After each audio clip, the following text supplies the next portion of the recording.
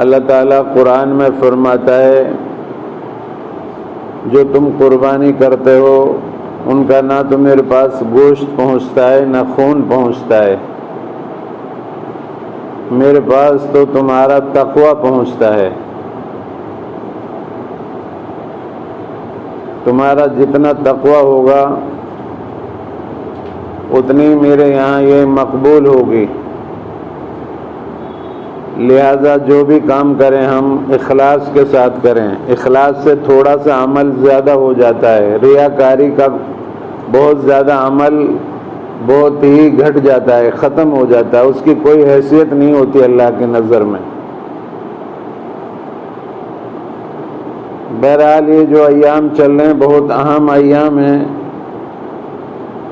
اور حضرت عائشہ رضی اللہ تعالی عنہا فرماتی ہیں کہ رسول اللہ صلی اللہ علیہ وسلم نے ارشاد فرمایا 10 ذی الحجہ کو فرزند آدم کا کوئی عمل اللہ کے نزدیک قربانی سے زیادہ محبوب نہیں۔ قربانی کا جانور قیامت کے روز اپنے سینگوں، بالوں، کھروں کے ساتھ زندہ ہو کر آئے گا، اور قربانی کے جانور کا خون کا قطرہ زمین پر گرنے سے پہلے اللہ کے یہاں مقبول ہو جاتا ہے۔ بس اے اللہ کے بندو تم دل کی پوری خوشی کے ساتھ قربانیاں کیا کرو۔ اللہ کے رسول صلی اللہ علیہ وسلم نے ارشاد فرمایا 10 تاریخ کو جو سب سے بہتر عمل ہے مسلمانوں کا اللہ کے نزدیک وہ قربانی کرنا ہے۔ سب سے بہتر عمل 10 تاریخ کو قربانی کرنا ہے، اور قربانی کا جانور قیامت کے دن اپنے سینگوں، بالوں، کھروں کے ساتھ زندہ ہو کر آئے گا، اور اس کا اگر ہمارے اندر اخلاص ہے تو اس کا خون کا قطرہ بھی زمین پر نہیں گرنے پاتا، اللہ کے یہاں یہ قبول ہو جاتا ہے، بندے کی مغفرت ہو جاتی ہے۔ تو ہمیں چاہیے دل کی پوری خوشی کے ساتھ اللہ کے حضور میں اپنی اپنی قربانیاں پیش کریں۔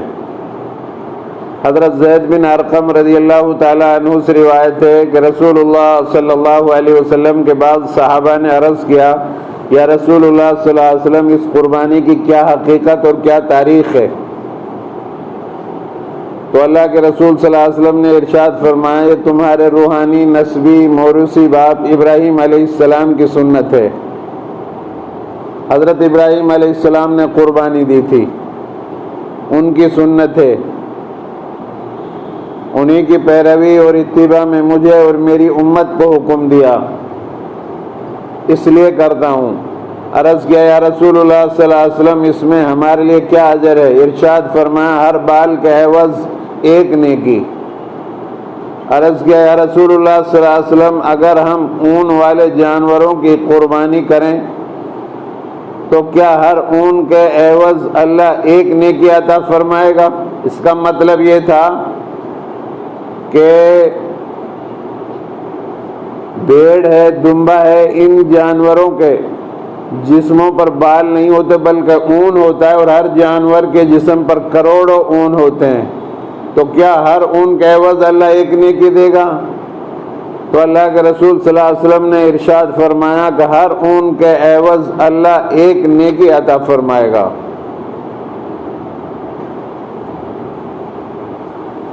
حضرت عبداللہ ابن عمر رضی اللہ تعالی عنہ فرماتے ہیں کہ رسول اللہ صلی اللہ علیہ وسلم جب مکہ سے ہجرت کر کے مدینہ منورہ تشریف لے گئے تو 10 سال آپ نے وہاں قیام فرمایا، لیکن کبھی آپ نے قربانی ترک نہیں کی، ہمیشہ قربانی کیا کرتے تھے، قربانی کا اتنا اہتمام ہوتا تھا۔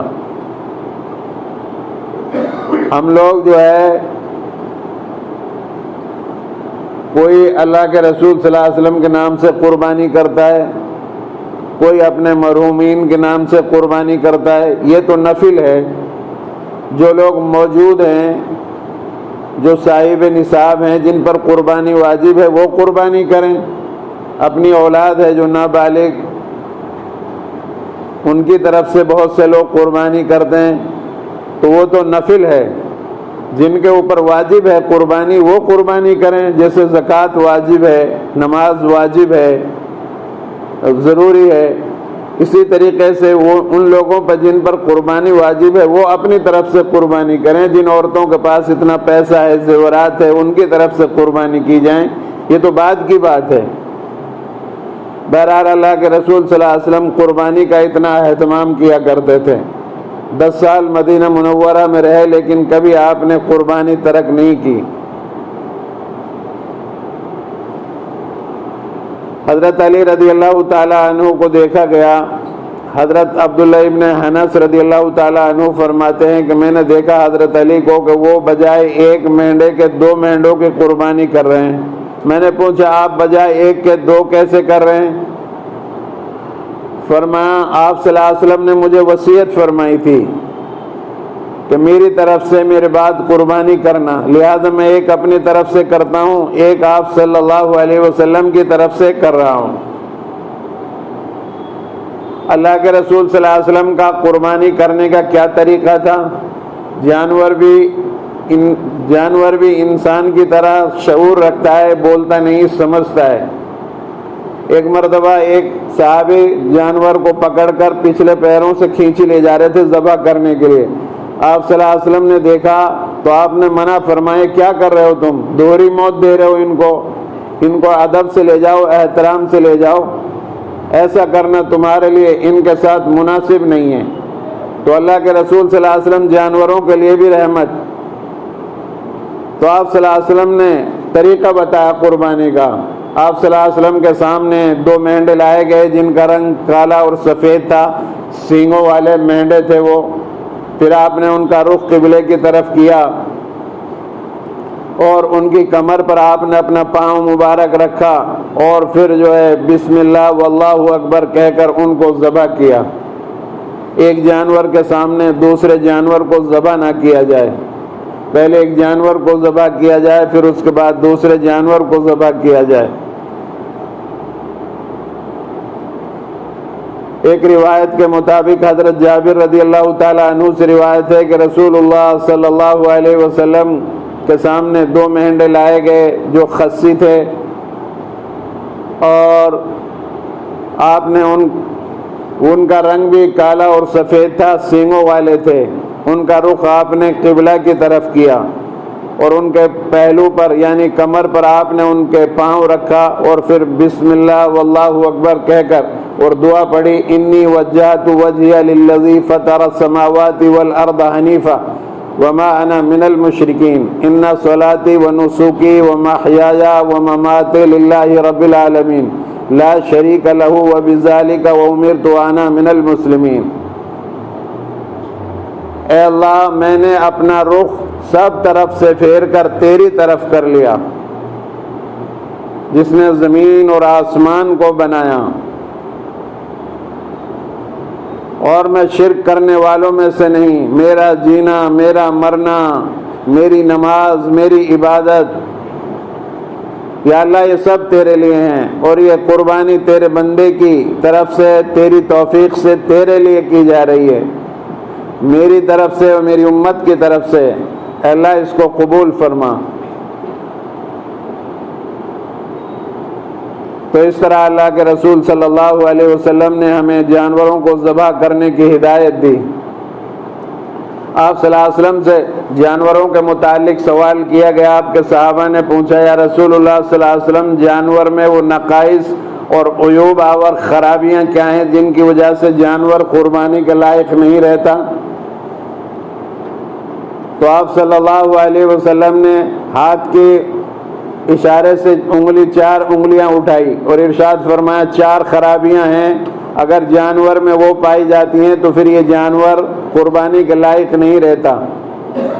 ایک وہ جانور جو لنگڑا ہو اور اس کا لنگڑا پن بہت کھلا ہوا ہو، یعنی چوتھا پیر ٹیک کر نہیں چلتا، 3 پیر سے چلتا ہے، یہ بھی اللہ کے حضور کے لیے نظر یہ قربانی درست نہیں ہوگی. دوسرا وہ جانور جس کی ایک آنکھ خراب ہو گئی ہو اور وہ خرابی نمایاں ہو، اس سے دکھائی نہ دیتا ہو، یہ جانور بھی اللہ کے لیے قربان کرنا بہتر نہیں ہوگا۔ تیسرا وہ بیمار جانور جو وہاں تک بھی نہیں جا سکتا جہاں اس کی قربانی کرنی ہے، اتنا بیمار ہو، یہ جانور بیمار بھی اللہ کے لیے قربان کرنا درست نہیں ہوگا۔ تیسرا اتنا مریل دبلا پتلا جانور جس کی ہڈیوں میں بالکل گودا نہ رہا ہو، اس کی قربانی بھی اللہ کے حضور میں بہتر نہیں ہوگی۔ حضرت علی رضی اللہ تعالیٰ عنہ فرماتے ہیں کہ اللہ کے رسول صلی اللہ علیہ وسلم نے ہمیں منع فرمایا کان کٹا، سینگ ٹوٹا، دبلا پتلا مریل جانور، بیمار مریل جانور کی قربانی کرنے سے۔ دراصل یہ قربانی بندے کی طرف سے اللہ کے حضور میں نظر ہے، بندے کو چاہیے اپنی استطاعت کے مطابق اچھے جانور کا انتخاب کرے۔ اصولی طور پر قرآن مجید میں اللہ تعالیٰ فرماتا ہے لن تنالوا البر حتى تنفقوا مما تحبون، تم نیکی کے کامل درجے کو ہرگز اس وقت تک نہیں پہنچ سکتے جب تک کہ تم اس مال میں سے نہ خرچ کرو جس سے تم محبت کرتے ہو۔ درود شریف پڑھ لو نا، سو رہے ہو کیا؟ ایسے بیٹھو جیسے نماز میں بیٹھتے ہیں قاعدے کی حالت میں۔ بڑی اہم بات بتا رہا ہوں میں تمہیں، بہت مولوی نہیں بتاتے ان باتوں کو۔ اور بیٹھو، آگے آ جاؤ، ساری سیاست کی حدیثیں میں بیان کر رہا ہوں ساری۔ بہرحال اللہ کے رسول صلی اللہ علیہ وسلم نے فرمایا کہ جو بڑے جانور ہیں، عرب میں بھینس نہیں ہوا کرتی تھی، یہ بھینس جو ہے گائے ہی کی ایک شکل ہے۔ اہل حدیث حضرات تو کہتے ہیں بھینس کی قربانی درست نہیں ہے، لیکن حنفی حضرات کہتے ہیں کہ نہیں، بھینس بھی گائے کی شکل میں ہے۔ بہرحال گائے کا تو ممنوع ہے یہاں پر قربانی کرنا، اس سے آپ حضرات بچیں اور لوگوں کو کہیں کہ گائے کی قربانی اپنے ملک میں نہ کریں، اس سے فساد پھیل سکتا ہے۔ بھینس کی قربانی، اونٹ کی قربانی میں 7 آدمی شریک ہو کر قربانی کر سکتے ہیں۔ بھینس کی عمر 2 سال کا ہونا ضروری ہے اور اونٹ کا 5 سال کا ہونا ضروری ہے۔ مجھے ایسا لگ رہا ہے ہندوستان میں اونٹ پر بھی پابندی لگا دی گئی ہے۔ بہرحال 7 آدمی شریک ہو کر بڑے جانوروں میں قربانی کر سکتے ہیں اور سب کے عقائد درست ہونے چاہیے۔ جو باطل عقیدے کے لوگ ہیں جیسے شیعہ حضرات ہیں، وہ اگر ہماری قربانی میں شریک ہوں گے حصے میں تو ہماری کسی کی بھی قربانی درست نہیں ہوگی۔ اگر 7 آدمیوں میں سے کسی کا گوشت ذرا بھی کم رہ گیا کسی بھی چیز میں سے تو پھر کسی کی بھی قربانی درست نہیں ہوں گی۔ سب کا گوشت وغیرہ برابر سرابر سب حصوں میں سے سب کو ملنا چاہیے۔ بہرحال بھینس کی عمر 2 سال کی ہونا ضروری ہے، اونٹ کی عمر 5 سال کی ہونا ضروری ہے۔ کوئی آدمی یہ کہے کہ میں نیل گائے کی قربانی کروں گا تو یہ بھی درست نہیں ہوگی، وہ تو جنگلی جانور ہے اور وہ بھی ممنوع جانور ہے، اس پر بھی پابندی ہے حکومت کی طرف سے۔ گائے پر بھی پابندی ہے، اس کو بھی نہیں ذبح کر سکتے۔ ممنوع جانوروں سے بچنے کی کوشش کریں، اپنے ملک کے اندر امن کا ماحول پیدا کرنے کی کوشش کریں۔ بہرحال بھینس کی قربانی 7 آدمیوں کی طرف سے اور 2 سال کا ہونا ضروری ہے۔ اونٹ کی 7 آدمیوں کی طرف سے اس کی عمر 5 سال کی ہونی ضروری ہے۔ اللہ کے رسول صلی اللہ علیہ وسلم عید کے دن عید کی نماز پڑھانے کے لیے عیدگاہ میں تشریف لائے اور خطبہ دیا اور ارشاد فرمایا آج کا سب سے پہلا کام یہ ہے کہ 2 گانا نماز عید کی ادا کی جائے۔ سب سے پہلے عید کی 2 رکعت نماز ادا کی جائے اور عید کی نماز سے فارغ ہونے کے بعد پھر اپنی اپنی قربانیاں اللہ کے حضور نظر کی جائیں۔ یہ میرا طریقہ ہے، جو میرا طریقہ اختیار کرے گا وہ سیدھے راستے پر ہوگا، جس نے میرا طریقہ ترک کر دیا وہ گمراہ ہو جائے گا۔ بہت سے لوگ فجر کی نماز اذان ہوتے ہی قربانی کر دیتے ہیں، یہ باطل فرقے ہیں، اللہ کے رسول صلی اللہ علیہ وسلم کے حکم کے مخالفت ہے یہ۔ ہاں اگر شہر میں ایک جگہ بھی نماز ہو گئی ہے تو اب سارا شہر میں قربانی کی جا سکتی ہے۔ بہرحال اللہ کے رسول صلی اللہ علیہ وسلم ایک مرتبہ عید کی نماز پڑھا کر، بقرعید کی نماز پڑھا کر باہر تشریف لائے تو آپ نے دیکھا کہ لوگوں نے نماز سے پہلے قربانی کر ڈالی۔ آپ کی نظر ان جانوروں پر پڑی جو نماز سے پہلے ہی قربان کی جا چکے تھے۔ آپ نے فرمایا یہ تم نے کیا کیا؟ قبل از وقت ہونے کی وجہ سے تمہاری قربانیاں جو ہے صحیح نہیں ہوئی۔ تمہاری مثال تو ایسی ہے جیسے اپنے گھر والوں کے لیے کھانے کے لیے بکری ذبح کر لی ہو، لہذا تم دوبارہ قربانی کرو۔ بہرحال نماز کے بعد قربانیاں اللہ کے حضور میں نظر کی جائیں، اور 9 تاریخ سے لے کر 13 کی عصر تک، یعنی منگل کی فجر سے لے کر اور سنیچر کے ہفتے کے عصر تک ہر فرض نماز کے بعد ہمیں، یہ ایام تشریق ہیں، ہر فرض نماز کے بعد چاہے وہ مرد ہو یا عورت ہو، یہ الفاظ ان کو پڑھنے واجب ہیں۔ جیسے نماز واجب فرض ہے، اسی طرح یہ الفاظ پڑھنے واجب ہیں۔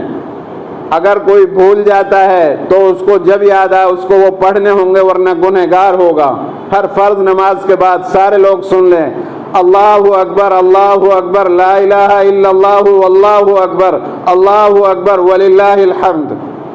ان کا مطلب یہ ہے اللہ تبارک و تعالیٰ کی عظمت اپنے دلوں میں بٹھاؤ، دنیا کی وقت، دنیا کی اہمیت، دنیا سے ڈرنا بند کرو، ایک اللہ کی عظمت اپنے دلوں میں پیدا کرو۔ اللہ اکبر کا مطلب یہ ہے جو اقتدار میں بیٹھے ہوئے لوگ ہیں ان سے ڈرنا اور چیزوں سے ڈرنا اور لوگوں سے ڈرنا بند کرو، ایک اللہ کی عظمت بٹھاؤ اپنے دلوں کے اندر۔ تکبیر جو ہوتی ہے 5 وقت، اس کا مطلب بھی یہ اذان جو ہوتی ہے، اے لوگوں اپنے دلوں کے اندر اللہ کی عظمت، اللہ کی وقت، اللہ کا احترام اپنے دلوں میں پیدا کرو۔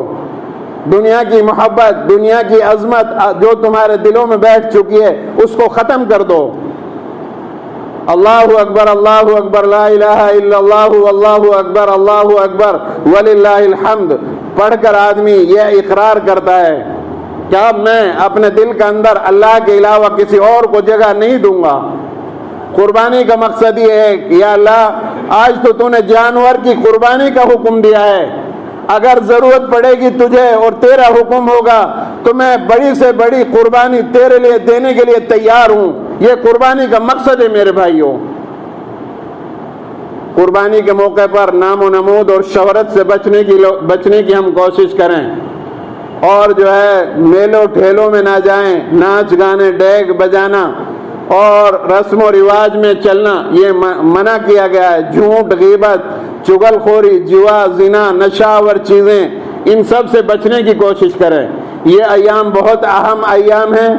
ایک روزہ اگر آپ رکھ رہے ہیں تو 1 سال کے روزوں کے برابر، اور رات میں آپ جاگ کر عبادت کر رہے ہیں تو ایسا سمجھو جیسے لیلۃ القدر میں آپ نے عبادت کی ہو۔ یوم عرفہ، بقرعید سے 1 دن پہلے کا اگر آپ روزہ رکھتے ہیں تو 1 سال گزشتہ اور 1 سال آئندہ کے گناہوں کے کفارہ ہو جائے گا۔ اور عید الفطر کی رات میں عبادت کریں۔ اگر عید الاضحیٰ کی رات میں آپ نے عبادت کی تو آپ کا دل اس دن نہیں مرے گا جس دن سارے دل مردہ ہو جائیں گے، یعنی قیامت کے روز بھی آپ کا دل زندہ رہے گا۔ یہ 3 دن اللہ نے بندوں کے لیے ضیافت کے دیے ہیں۔ سب سے پہلی فضیلت قربانی کی پہلا دن ہے 10 ذی الحجہ کی، پھر دوسرے دن کی بھی فضیلت ہے، تیسرے دن آپ کی قربانی ادا ہو جائے گی لیکن فضیلت کا کوئی درجہ آپ کو حاصل نہیں ہوگا۔ لہذا پہلے دن قربانی کر لیں، اگر پہلے دن نہ کر سکیں دوسرے دن کر لیں، دوسرے دن کسی وجہ سے نہ کر سکے تو قربانی آپ کی ادا ہو جائے گی، فضیلت کا کوئی درجہ آپ کو حاصل نہیں ہوگا۔ بہرحال قربانی اللہ کے حضور میں اخلاص کے ساتھ نظر کریں، نام و نمود اور شہرت سے بچنے کی کوشش کریں۔ اللہ کو وہی چیز پسند ہے جو صرف اللہ کے لیے کی جائے۔ لن ینال اللہ لحومها ولا دماؤها ولکن ینالہ التقوی منکم، نہ تو میرے پاس تمہارے قربانیوں کا خون پہنچتا ہے نہ گوشت پہنچتا ہے، بلکہ میرے پاس تمہارا تقوی پہنچتا ہے، اخلاص پہنچتا ہے۔ ریاکاری تمہاری اگر ہوگی تو تمہارا اعمال تمہارے منہ پر مار دیے جائیں گے۔ اس لیے ریاکاری سے بچنے کی کوشش کریں۔ اگر کوئی بھی عمل دکھلاوے کے لیے کیا جائے گا شرک ہو جائے گا۔ شرک سے ہم لوگ بچنے کی کوشش کریں اور اپنی اپنی قربانیاں اللہ کے حضور اس طرح نظر کریں جیسے میں نے بتایا ہے۔ اللہ سے دعا کریں اللہ رب العالمین مجھے اور آپ سب کو عمل کرنے کی توفیق عطا فرمائیں۔